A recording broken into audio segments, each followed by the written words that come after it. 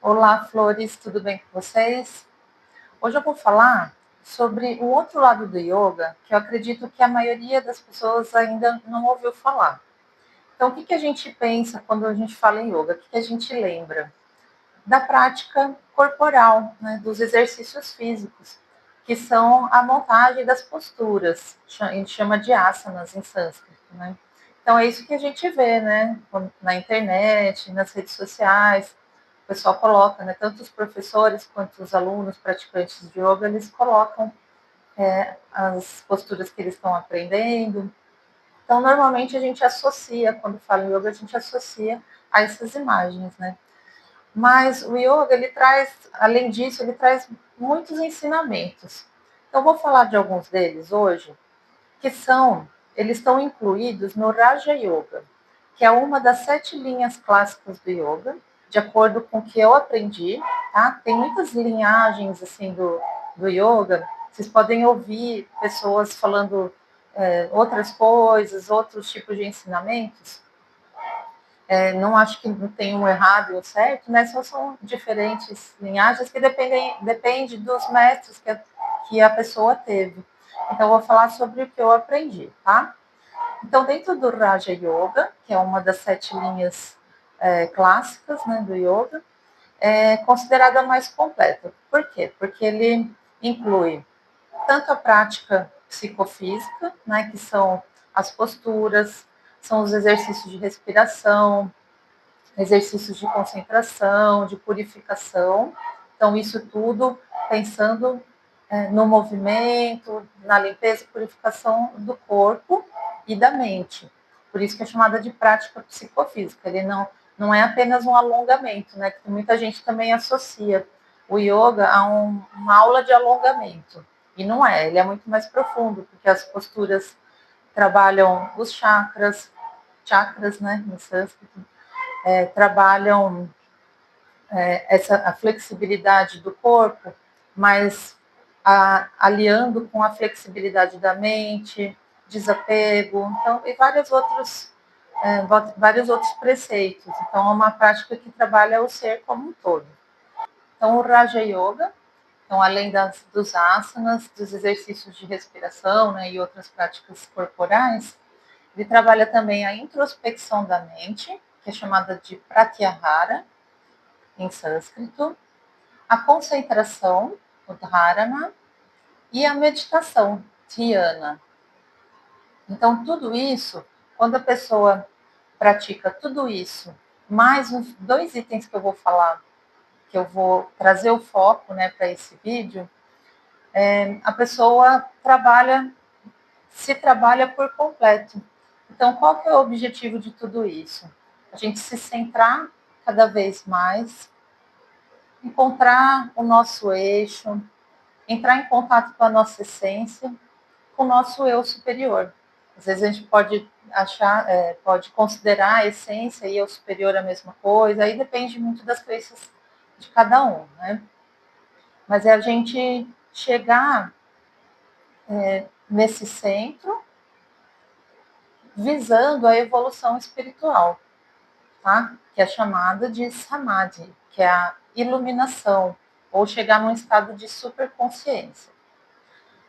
Bom, é claro que na nossa vida, eu acho que todo mundo, tirando uma pessoa ou outra, a gente já percebeu que chegar numa iluminação completa, pelo menos hoje, né, como a gente se encontra hoje, eu estou me incluindo totalmente, é muito difícil a gente chegar nesse estado de iluminação. Então, a gente lembra, né, de alguns mestres aí que a gente já teve, primeiro Jesus, né, que até hoje é o nosso mestre. Eu sou cristã também, além de tudo, né? Sou praticante de yoga, amo os ensinamentos e quero passar isso para vocês, porque eu acho que eles são muito importantes. Mas eu também sou cristã, então acredito muito em Jesus Cristo, Chico Xavier, Buda, então são avatares, né, que passaram aqui na Terra, que a gente lembra deles e considera, né, que eles chegaram, ou alguns deles estavam muito perto de uma iluminação. A gente só tem que tomar cuidado com dois extremos, né? Não ficar presos em preciso evoluir tudo que eu puder, evoluir muito. Primeiro, porque é quase impossível, né? E segundo, que a gente fica apegado a essa ideia, que também não é legal, que isso acaba atrapalhando um pouco o nosso desenvolvimento. E nem achar que isso é impossível demais e ficar acomodado e falar isso não é para mim, eu estou muito longe disso e não vou me esforçar para isso. Então, a ideia que eu quero passar nesse vídeo é que a gente chegue num equilíbrio, assim, num balanço de sempre caminhar em direção, né, a uma evolução, sempre a gente melhorar o que a gente conseguir, né, mas sem ter uma ganância, né, com relação a isso. Depois eu vou explicar até uma das coisas que eu vou falar hoje tem a ver com isso, né, esse apego dessa evolução. Então, recapitulando, a gente tem as posturas, os asanas, as técnicas respiratórias, são os pranayamas, acho que eu não tinha falado o nome, introspecção da mente, pratyahara, concentração, dharana, e meditação, dhyana. Além desses 5 itens, a gente tem os yamas e os niyamas. O que eles são, né? Hoje o vídeo é somente sobre os yamas. Eu só vou citar os niyamas, né? Mas os yamas a gente tem 5, niyamas também mais 5. Todos eles são como se fossem regras assim, para a gente seguir, para a gente viver uma vida de retidão. Então, são preceitos que ajudam a gente andar num caminho certo, tá? E eles falam de acordo com as leis universais. Então, a gente pode entender, a gente andar mais perto de Deus, mais perto da bondade, né? Então, a gente pode interpretar aí da forma que cada um acredita. Então, esse vídeo seria a parte 1, que eu vou falar sobre os yamas. Num segundo vídeo, eu vou falar sobre os niyamas, tá? Então, começando com os yamas. O que significa? Qual que é a definição dos yamas? Em sânscrito, essa palavra ela quer dizer literalmente controle ou morte. A raiz dessa palavra, que é o yam, significa dominar, refrear, subjugar. Então, seriam preceitos, né, conceitos, para a gente controlar os nossos desejos, os nossos impulsos. Parece que é forte, né, a gente dominar, controlar, só que não é controlar o outro, por exemplo, é controlar a gente mesmo. E esse controle, ele vai ajudar a gente a ter mais domínio sobre as nossas emoções, sobre os nossos vícios. Então, na verdade, pode parecer um pouco rígido, né, essa forma de falar, mas na verdade, se a gente encarar com leveza, são coisas que vão ajudar muito a gente a ficar mais equilibrado, tá? Então, o primeiro yama é o ahimsa, que quer dizer não violência, não causar danos. Então, que tipo de violência, né, que a gente está falando? Qualquer tipo de violência contra outras pessoas, contra a gente mesmo, violência física, verbal, emocional, não subjugar outras pessoas, violência contra a natureza, que seria o desrespeito que a gente às vezes acaba cometendo contra a natureza, que a natureza, na verdade, a gente faz parte da natureza, é tudo uma coisa só, né? E que o ser humano, a gente chegou num ponto que a gente se separa assim da natureza. A gente acredita que a gente não faz parte, mas na verdade está tudo interligado, tanto que hoje a gente sofre, né, assim, as consequências de tantos danos que o homem fez para a natureza, né? Então a gente está tendo consequências no clima, tudo mais. Tanto no âmbito mundial, né, global, quanto individual mesmo. Então é respeitar os animais, as plantas. A gente pode desfrutar assim, do que a natureza tem para oferecer para a gente, né? Porém, a gente tem que respeitar toda a sua magnitude, toda a sua força. A gente tem que se colocar assim, numa posição de respeito mesmo, né, com a natureza. O Ahimsa também fala sobre essa não causar danos, né, essa não violência, a gente evitando uma superioridade sobre as coisas, sobre as pessoas, né, sobre a natureza, como eu disse antes. Então, a gente não se colocar como superior. Não quer dizer também que a gente vai se colocar como inferior, mas quer dizer que a gente pode conviver de forma saudável, né, sem se colocar acima de qualquer coisa, de qualquer pessoa. Então, a Rissa também fala sobre manter a pacificidade. Então, tentar manter a paz, né, tanto consigo mesmo, quanto no convívio com as outras pessoas. Então, se a gente pensar não como uma regra muito rígida, muito fechada, pensando em como esse conceito pode ajudar a gente a conviver melhor, tanto com a nossa família, né, nos nossos relacionamentos afetivos, com os nossos amigos, no nosso trabalho. Se a gente conseguir, aos poucos, mesmo que seja aos poucos, ir colocando isso em prática, com certeza a gente vai ter uma vida mais tranquila, viver mais em comunhão com as pessoas, né, com a sociedade, com a natureza, os animais, e principalmente com a gente mesmo. O segundo yama se chama satya, que quer dizer falar a verdade. Então, em que sentido? Né? Tanto não mentir, né, em qualquer situação, quanto evitar assim, palavras ou gestos que contrariem a verdade, evitar distorcer o que a gente viu, o que a gente ouviu. Então, a gente não tentar se manter o mais fiel possível em todas as situações, fiel a gente mesmo e ao que falaram para a gente ou o que a gente viu.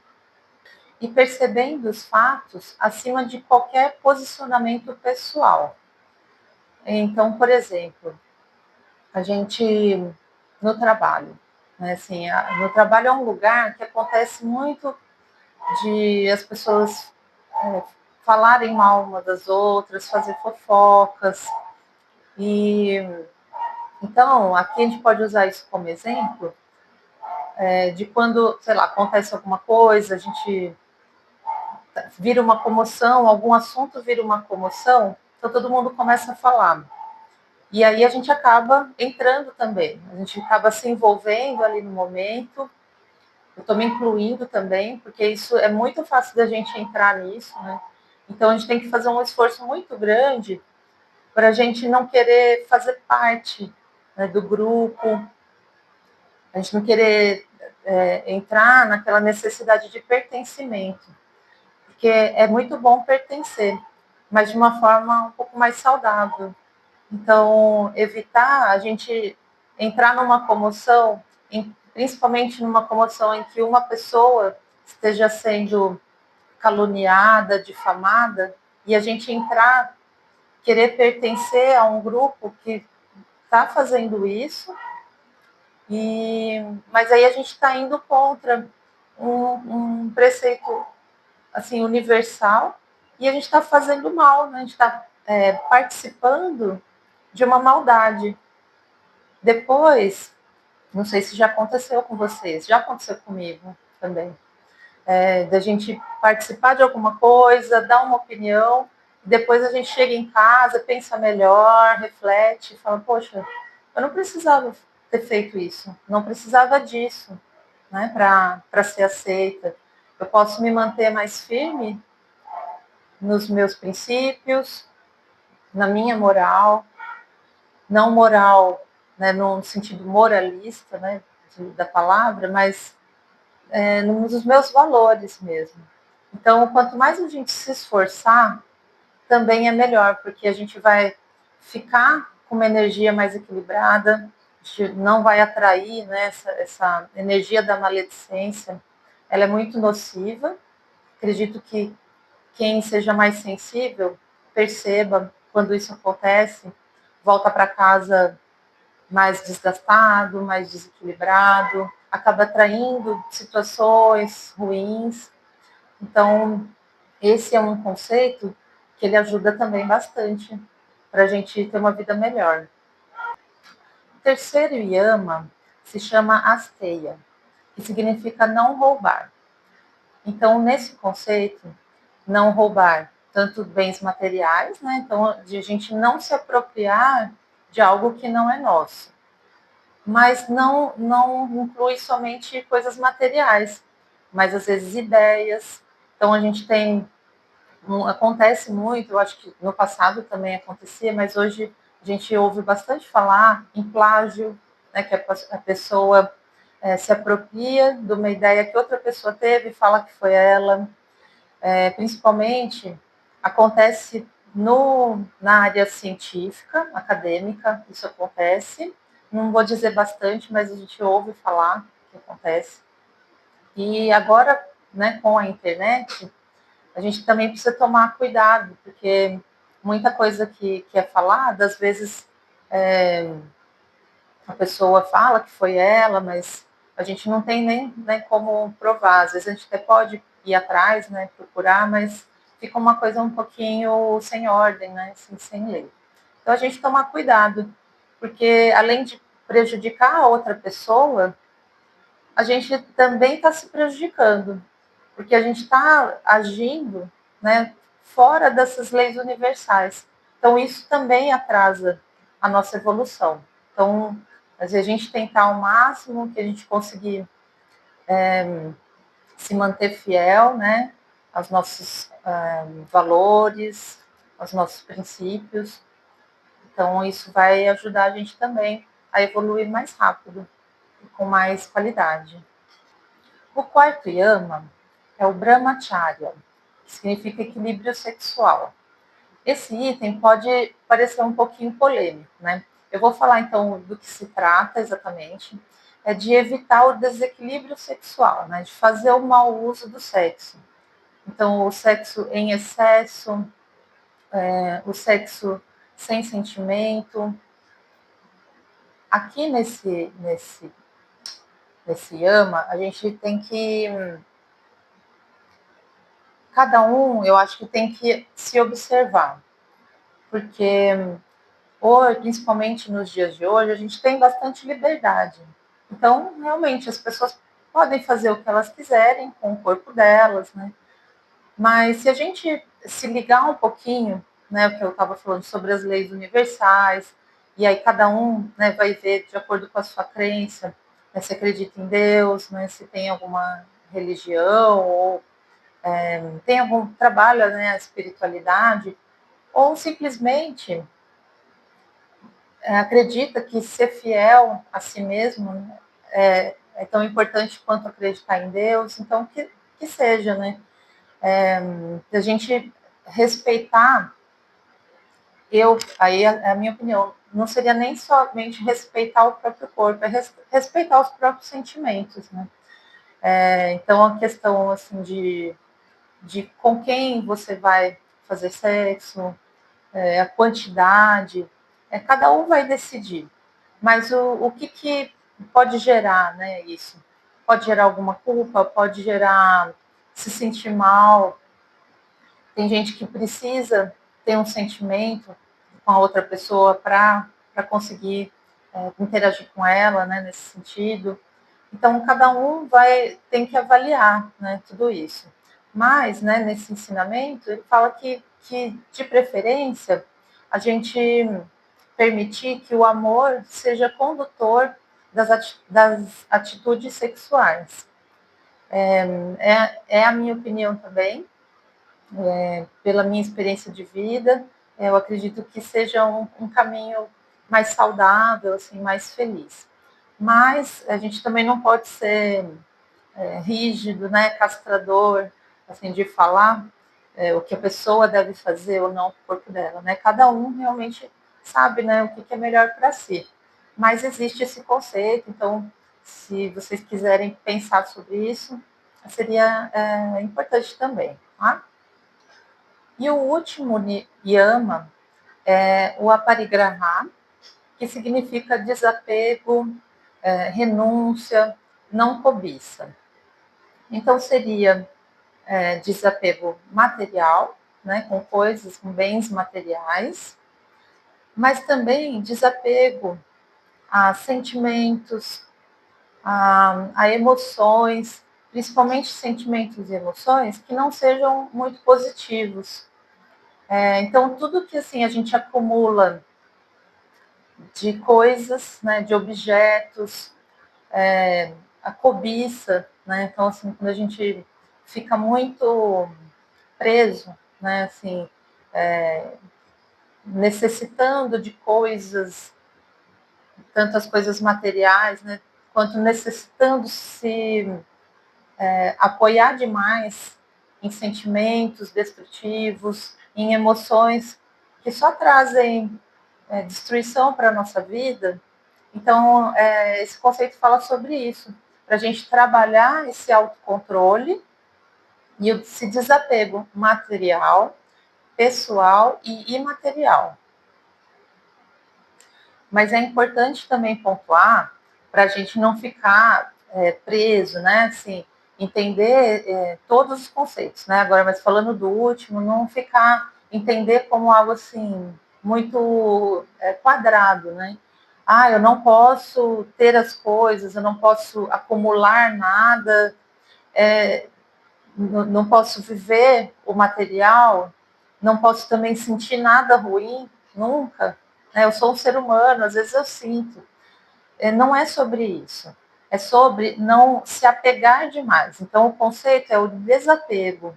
Então, a gente pode até acontecer, né, de gostar, ou às vezes querer mais coisas, ou às vezes a gente, ser difícil assim para a pessoa se desvencilhar de alguns sentimentos, às vezes de mágoas, né, de pessoas que ela não consegue perdoar, né? Então, assim, também não é no sentido rígido, né, assim, da palavra de você tem que perdoar, você não pode ter as coisas, não é isso. Mas é a gente não sentir esse apego, a gente saber que precisa das coisas. Então, por exemplo, os bens materiais, um lugar para morar, se a pessoa prefere ter um carro ou não, pode ter um carro ou não, não tem problema. A gente está aqui no mundo para viver o que a gente tem e a gente precisa das coisas, né? Para a gente viver bem, para a gente ter conforto. Quanto maior conforto, né? Assim, é melhor, né? A gente ter uma vida mais tranquila. Mas a gente não ter o sentimento de apego por essas coisas.